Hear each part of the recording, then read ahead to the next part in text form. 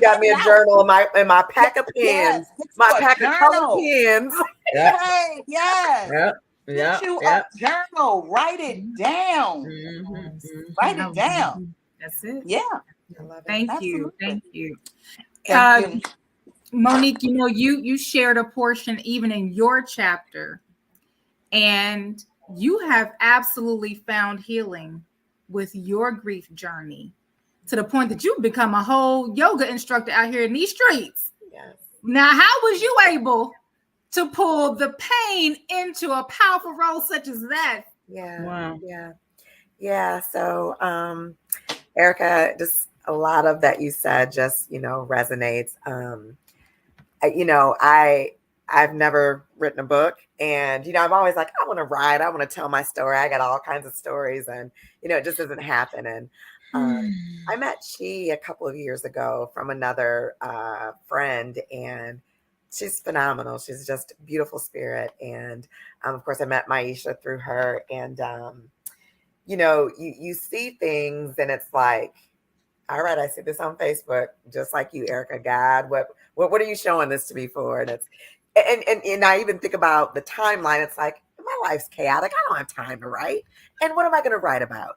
Mm-hmm. And I saw it again, and I remember because sometimes I don't always read all the directions and instructions.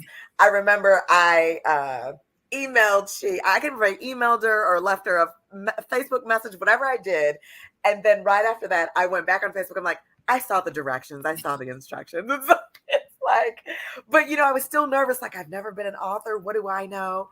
But God just placed it on my heart.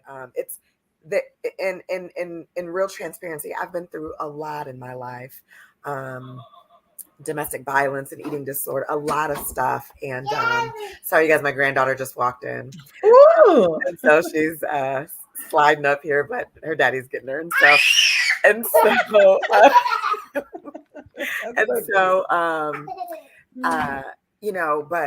grief was what was going to take me out. And I lost my dad unexpectedly. It'll be 3 years in June. And man, I didn't think I was going to come back from that. I'm a certified personal development life coach, and I stopped doing that. It was like my life stopped.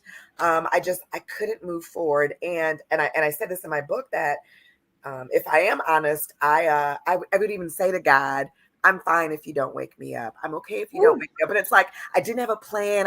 But I didn't want him to wake. I wanted to be with my dad, and I would say things like, if he would have been sick, if it wouldn't have been unexpected, then maybe it would have been easy. All of these things, we try to find that quick fix with grief, right? And it was just placed on my heart. So I was in this dark hole and just kind of stopped life. And I don't know what made me go to yoga. And I remember particular poses that are like really calming. And in those poses, I would really, really feel the emotions. And I could feel where I was feeling those emotions. And I would just cry. But it was like, man, it was like it felt so good, like to just cry in that way. Any other cry was like, pains are different. So it was like a pain, like where I couldn't breathe. It was unbearable. But when I started doing yoga, it was like, man, it was just like a pain, but it was so peaceful. And I was able to recognize like this pain is my dad's love. From the love that I have for my dad. My dad was my dude. And, I wanted to write this because, Erica, like you said, we may face it at one time or another, right? And it's almost inevitable. And I just wanted people to know that you can live after that. You can live after that and still have joy. I remember being so mad at God, and I would say things like, well, wait a minute, if I'm mad at God and I want to turn my back on God, my dad's there, so I can't do that, you know? And so, for me, it was really finding peace in yoga. I'm transitioning my life coaching to adding yoga, but I want people to understand that my yoga is I'm trying to think of a real great name of like Jesus in yoga, because I want them to know that in this yoga there is Jesus, right? And so yeah, I want people to just know that, you know, there is beauty outside of that. You can still carry their light. You can honor them and honor their memory. And it's been a journey. Eric, I heard when you said, you know, I remember, and I was finding that I was bringing more trauma to myself with my dad's death. I had in my calendar every 13th, it'd pop up on my calendar. Well, now that done affected my whole day that I hate the number 13, right? And so it's like, I can't do that to myself. I can't do that.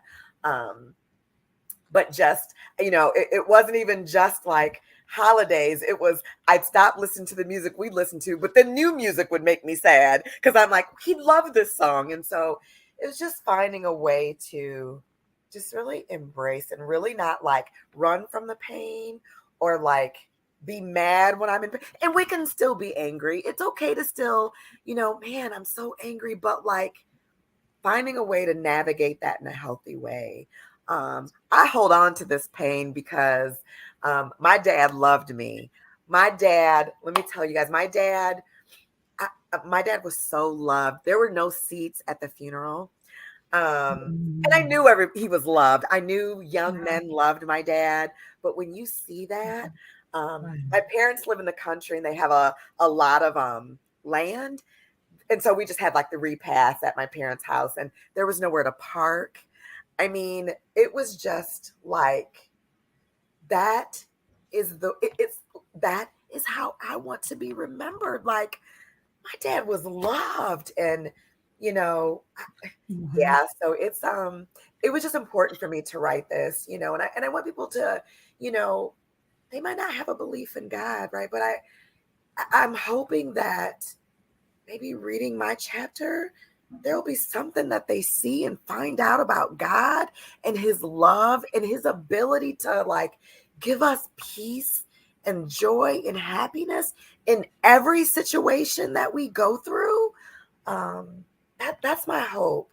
It's almost like, you know, my background is domestic violence and human trafficking, and it's almost like just one person, right? If there's just one person that I can give some hope to, that, you know, grief hurts and it sucks and it's horrible, but the ability that we have in our life and in our continued life. And yeah, so yeah, if, you know, writing this chapter, I didn't know, I just would write. I just wrote.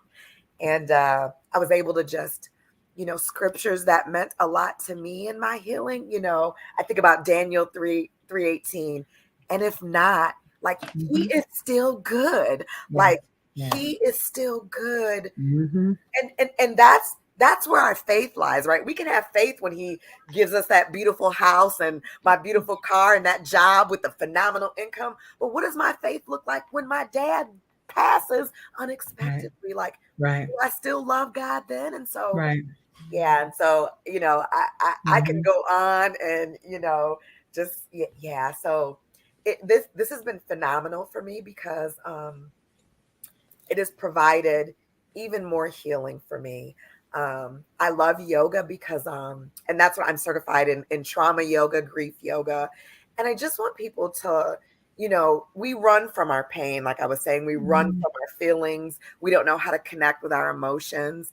And I just want people to be able to just feel that and hold on to that and to be able to connect with that and recognize that sometimes those emotions and that pain, it's just all love.